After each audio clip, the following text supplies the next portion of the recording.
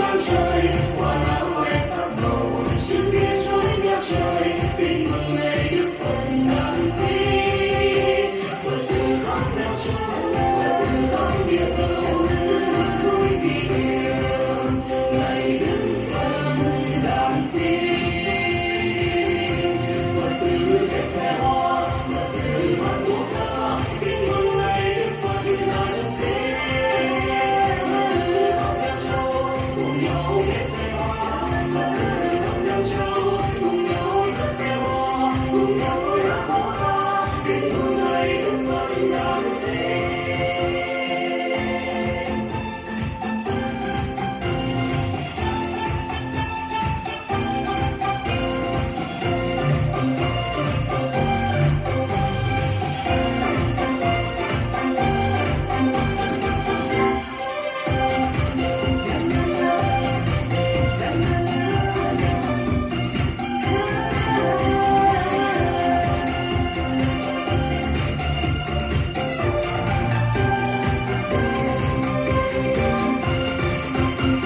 Trời hát đưa tươi sáng, chim véo hoang ngang trời, hoa lá khoe sắc màu, chữ nghĩa trôi ngập trời, tin mừng ngày Đức Phật đản sinh.